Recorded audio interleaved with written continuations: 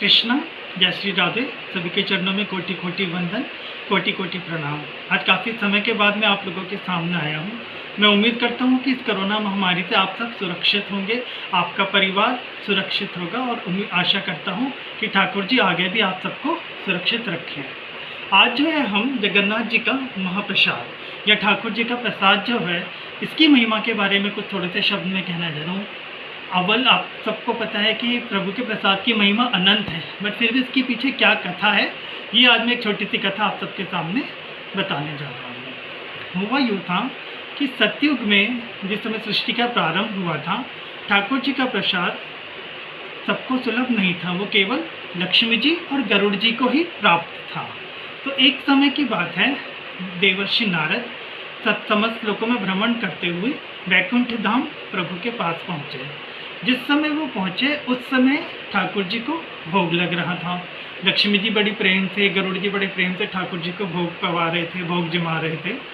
तो तत्पश्चात ठाकुर जी ने भोग समाप्त किया। भोजन के पश्चात लक्ष्मी जी और गरुड़ जी जो हैं वो भी प्रसाद पाने लगे। इधर नारद जी को लगा कि लक्ष्मी जी मुझे भी बोलेंगे प्रसाद के लिए कि आप भी आके प्रसाद पा लीजिए, मुझे भी प्रसाद देंगी। तो पर लक्ष्मी जी और गरुड़ जी दोनों में से किसी ने भी नारद जी से कुछ नहीं कहा और चुपचाप वो प्रभु का सारा बचा हुआ प्रसाद जो था वो खा गए।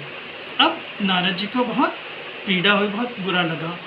जब लक्ष्मी जी और गरुड़ जी चले गए तो उन्होंने भगवान विष्णु से कहा, प्रभु मैं आपका परम भक्त हूँ और मुझे आपका प्रसाद प्राप्त नहीं है, ऐसा क्यों? तो उन्होंने विष्णु जी ने कहा कि नारद, इस विषय में केवल लक्ष्मी जी ही तुम्हारी सहायता कर सकती हैं, क्योंकि ये लक्ष्मी जी का डिपार्टमेंट है, ये लक्ष्मी जी का विषय है। तो लक्ष्मी जी मेरी सेवा करती हैं, गरुड़ जी मेरी सेवा करते हैं, तो वो लक्ष्मी जी की मर्जी है, वो किसको मेरा प्रसाद देना चाहती हैं या नहीं। तो आप लक्ष्मी जी से बात करो। वो अब नारद जी पहुँचे लक्ष्मी जी के पास कि माता, मैं आपका पुत्र हूँ, मैं भी तो आपका पुत्र हूँ, मैं भी तो प्रभु का भक्त हूँ, मुझे आपने ठाकुर जी का प्रसाद क्यों नहीं दिया? तो लक्ष्मी जी ने कहा कि नारद देखो, ये प्रभु का प्रसाद जो है ये केवल मैं ही ग्रहण कर सकती हूँ, क्योंकि मैं उनकी धर्मपत्नी हूँ और गरुड़ उनकी सेवा करता है, हमेशा उनके साथ रहता है, इसलिए वह ग्रहण कर सकता है। तो मैं आपको कैसे दे दूँ? तो नारद जी ने कहा, माता मैं भी तो प्रभु का भक्त हूँ ना, मैं भी तो प्रभु का गुणगान करता हूँ। तो बहुत अनुनय विनय के बाद लक्ष्मी जी को नारद जी पे दया आ गई। उन्होंने कहा कि चलो नारद जी एक काम करना, कल जब प्रभु को भोग लगेगा उस समय आप आ जाना, आपको भी मैं प्रसाद दे दूँगी।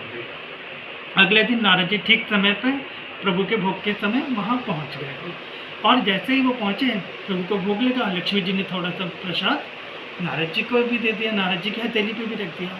अब नारद जी ने जैसे ही वो प्रसाद खाया उसके बाद तो उनके अंदर भक्ति का अत्यंत ही एक लहर से उठने लगी, रोमांच उठने लगा और तीनों लोगों में हरि बोल हरि बोल हरि बोल हरि बोल का उच्चारण करते हुए भ्रमण करने लगे। अब वो भ्रमण करते करते करते करते कैलाश पर्वत के पास पहुँचे। कैलाश पर्वत पहुँचे तो क्या देखा कि भगवान शिव समाधि में थे और नारद जी की भजन से, नारद जी की वाणी से भगवान शिव की समाधि जो है वो भी टूटने लगी। अब भगवान शिव ने अपनी आंखें खोली कि ये आज क्या हो, नारद तो रोज ही तीनों लोकों में भ्रमण करता हुआ जाता है, आज इसकी वाणी में ऐसा क्या अनोखा है कि जिससे मेरी तपस्या टूट गई, मेरा ध्यान भंग हो गया। नारद जी पहुँचे, उन्होंने पूछा, नारद आज क्या बात है, तुम बहुत अत्यधिक प्रसन्न दिखाई दे रहे हो और आज तुम्हारी वाणी में ही अलग जोश है, तुम्हारी वाणी में ही एक अलग उत्साह है, अलग रोमांच है, ऐसा क्या है? तो नारद जी ने कहा, भोलेनाथ आज मुझे प्रभु का महाप्रसाद मिला है। भगवान शिव एकदम हैरान, उन्होंने कहा तुम्हें प्रभु का प्रसाद मिल गया? उन्होंने कहा हाँ, मुझे आज माता लक्ष्मी ने प्रभु का प्रसाद दे दिया है। तो उन्होंने कहा कि लाओ मेरा प्रसाद कहाँ है, तुमने मुझे भी दो प्रसाद। तो उन्होंने कहा कि वो तो मैं खा गया। तो क्या देखे, इतने में भोलेनाथ की नज़र नारद जी के हाथ पे पड़ी, तो उनके हाथों में, उन हाथों की उंगलियों में थोड़े से एक चावल का कण जो था प्रसाद का वो लगा हुआ था। भगवान शिव ने तुरंत ही वो कण लिया और वो खा लिया और जैसे ही भगवान शिव ने वो खाया वो भी उन्मत्त होकर नृत्य करने लगे, नाचने गाने लगे नारद जी के साथ। वो भी अब कहे जा रहे हरि बोल हरि बोल हरि बोल हरि बोल। अब आवाज़ माता पार्वती तक पहुंची। माता पार्वती है कि भाई आज क्या हो गया, अनायास ही सब संकीर्तन कर रहे हैं, भोलेनाथ भी संकीर्तन कर रहे हैं, नृत्य कर रहे हैं, ऐसा क्या हो गया? तो उन्होंने कहा, भगवान शिव ने कहा, पार्वती आज हमें हमारे प्रभु का महाप्रसाद प्राप्त हो गया। तो माता पार्वती कहने लगी, भगवान आपने अकेले प्रसाद खा लिया, मैं आपकी पत्नी थी, आपने मेरे लिए प्रसाद नहीं छोड़ा, आपने मुझे प्रसाद नहीं दिया। तो भगवान शिव कह रहे कि पार्वती केवल एक चावल का कण ही तो था, मैंने वही ग्रहण करके, प्रभु चाहे जो भी आपको आधा कण खाना चाहिए, आधा मुझे देना चाहिए था, मैं आपकी पत्नी हूँ। नारद जी का क्या है, वो तो सन्यासी, पर आप तो गृहस्थ हैं, आपका कर्तव्य है कि आप जो भी प्रसाद ग्रहण करें उसमें से आधा मुझे दें। अब पार्वती जी रुष्ट हो गई, वो पहुँच गई सीधे वैकुंठ भगवान विष्णु के पास कि प्रभु ये तो अन्याय है, आपने नारद को प्रसाद मिला, भगवान भोलेनाथ ने भी प्रसाद ग्रहण करा और केवल मैं ही वंचित रह गई, ऐसा क्यों? और आपका प्रसाद सिर्फ कुछ लोगों तक ही सीमित क्यों रहे? पूरे संसार को, जो भी आपके भक्त हैं, सबको ये प्रसाद मिलना चाहिए।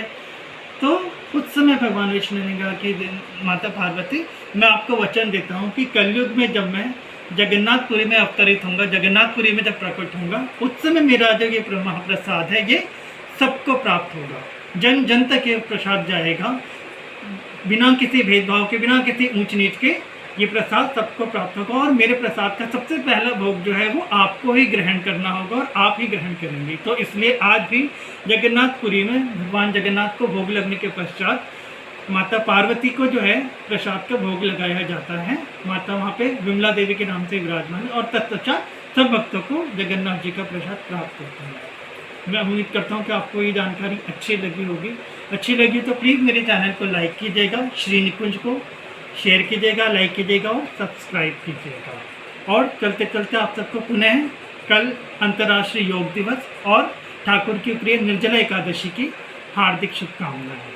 तो चलते चलते जैसे हर बारी की तरह आज भी हम समापन प्रभु के संकीर्तन से करते हैं। तो आइए आज हम सब भी मिलके भोलेनाथ नारद जी के साथ हरि बोल का उच्चारण करते हुए समापन करते हैं।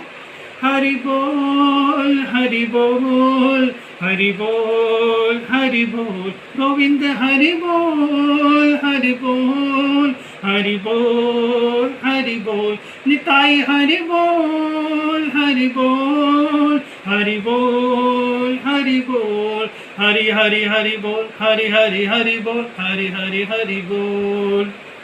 जय श्री कृष्ण, जय श्री राधे।